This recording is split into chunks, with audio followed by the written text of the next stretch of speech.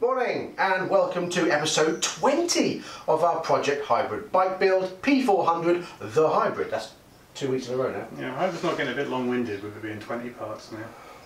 No, I don't think so. I've seen others that are like part 50 and they still haven't powder coated it. No, we'll be fine. Cool. Moving on. So, what are we doing today? Well, it's complete strip down day. We are stripping things down. That's why we've got a load of boxes down here, which we'll show you in a minute. However, let's roll the intro and get cracking. Crack.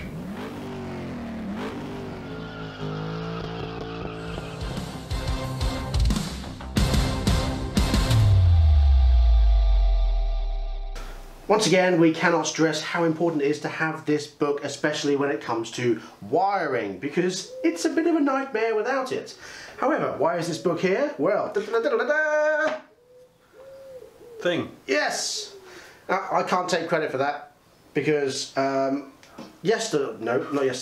week, after last week when I had a bit of a mishap with a cracking, Malcolm said, do you want me to have a go? So I said, oh, go on then. So we did. And he's done it really, really well. However, it wasn't quite so simple, was it, Malcolm? No, that plastic is extremely brittle, and even going up to an 8mm drill bit after a 6 was making big chips. So I ended up just getting it as big as I could and then filing it out. So we ended up filing from about 7mm all the way up to 12 in order to get the LED in the hole. So there we go, our plastic thing. Yes. Pretty good, very pleased with that. It does look good. Of course, now we haven't got all the LEDs in at the moment, but it's going to be siliconed in with all the LEDs put in and then reassembled, and that'll look pretty damn awesome, I think. And you will see the finished result at the end when the bike is being built. Indeed, or as it's being rebuilt. Yeah. Just another thing about this book.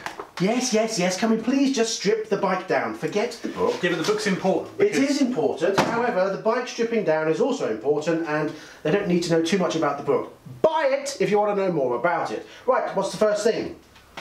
The book is good for changing seals in the forks and changing bearings and, you know, actually knowing how to do that properly. Well, obviously, it's a manual. Yeah, but it's a good reason to have a book. That's it really, there's nothing more about that book. Right, good. Moving on. Right, so, tank off. Yeah, but the book. Fine. Okay, if you remember in our last video, we said that, or someone suggested actually, thank you very much, about getting a helicoil kit, or a helicopter kit, or whatever it's called. Well, I went online and bought myself one, and here it is. It goes from M5 all the way up to M12 size, so we should be using that when we put the manifold back on the engine. So, fantastic. Now, with these boxes here, remember last week we also said that we are going to put things in boxes ready to be powder coated, so that's what we're going to do. We've got various different sizes for various different bits, and we're going to put them in colour code, and we're going to make a list of what goes where and what colour it's going to be as well. Cheers. Right, now if you remember we said that when the bike's stripped down we were going to put the bracket on for the exhaust.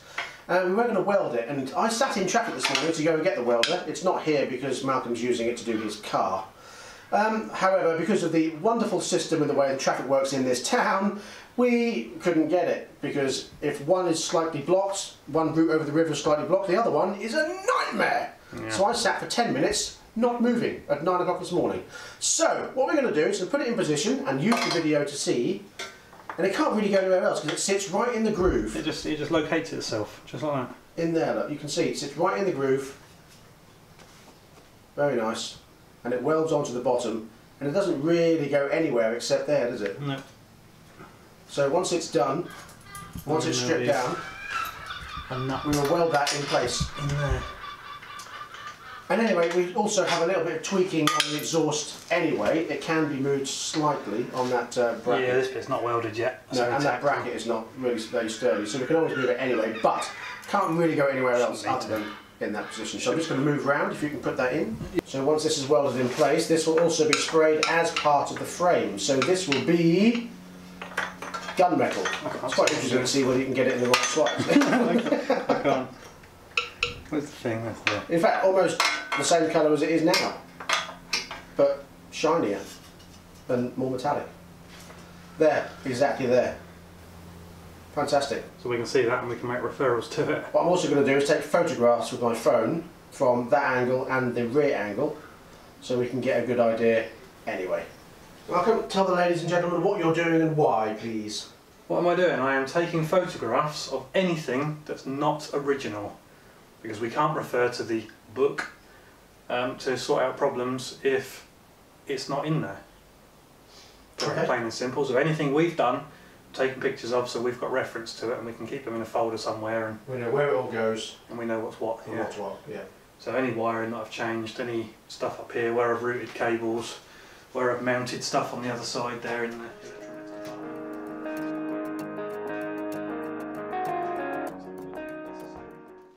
So now we know what everything is here. You're confident you know all the wires here. You've taken photographs of this anyway, haven't you? That stuff's fine. Yeah, it's stuff down here I'm more concerned about. Okay, so unplug all these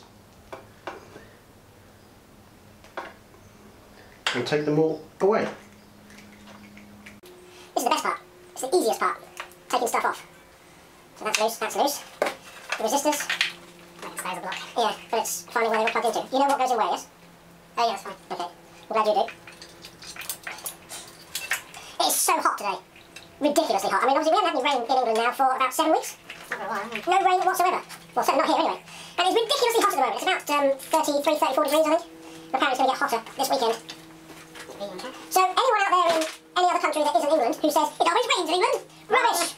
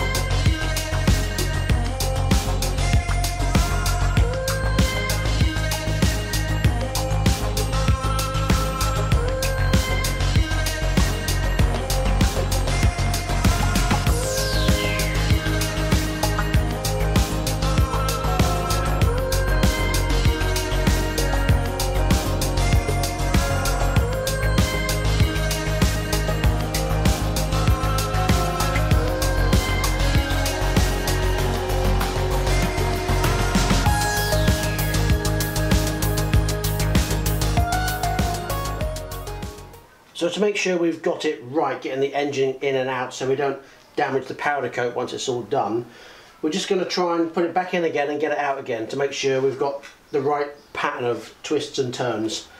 So here we go again. To me,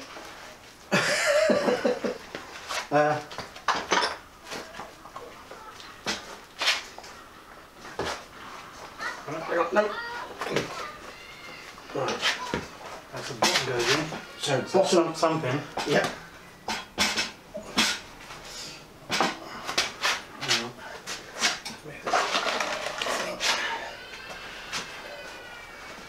So rotate it forward, pop the something,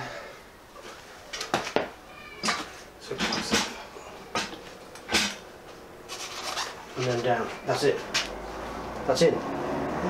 Quite. No, I've come this way a bit more. Rotate. That's it. No, back towards you. That's it. We're in. Well, that's not so bad. Well, that's Put alright. some carpet and some tape to protect it, all I think we'll be alright. Yeah. So carpet on the frame here. A bit on the top here. Either side of the frame. Like you said, it covers the whole length. And we can just let the sump sink into it, and then when we bolt it in, we can pull the carpet out. Hopefully, we think we're going to replace these studs. So if we replace these studs, they will be out. We'll put them in once the engine's back in. Again, no, they didn't get in the way. No, but there is a... I know obviously we messed up the first time, but there's some scratching on here because of the studs. Several times. It's easier without. Yes. Well, you say that, but I'm using them to hold on to, so... Oh yeah? Yeah. Although I could put my fingers in the board. Yeah. In the holes. Alright, so... Okay, so just to recap, so it's... Rotate. Twist forward. Twist it out. We had to remove that cap, because that's the only thing that was catching on here. Yeah, so twist up pull it and out rotate forward, pull the top out, rotate it back, rotate it backwards, and then lift and pull. But in this sort of direction. Yeah. Okay, let's try that one more time. Alright. No. Get hold of something. Twist forward. Something to me. Not easy as it sounds, is it? No. What are we stuck on? Oh, My finger. That's it. It's just your finger in the way. Yeah. Which is nicely cushioning. Yeah. And that's why I wanted a bit of wood there. Yeah, so it doesn't crack on the floor. It's really awkward. Once I'm here, I can't really do anything. No, I can't really let it go. But it does make a big difference. So I can't lift it on my own. So. Yeah, no, that's fair enough. Okay, well that's not too bad, was it? No, that's alright. We just need to mop up this mess we've made now. Yeah. And put the engine somewhere.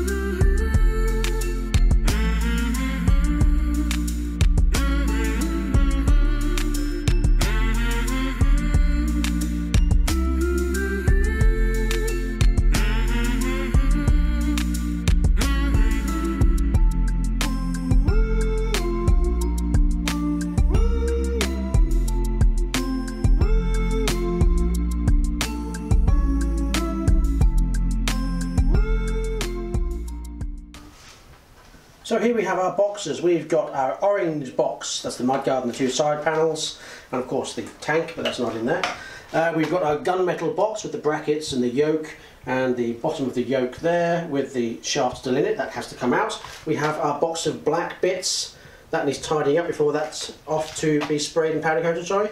We've got our bits that need to go back on the bike, a little bit of tweaking with some of them, like the instruments and a bracket and the bracket that we need to put on there for the camera. And the USB. And the USB. And we've got another box of bits that just need to go back on as well.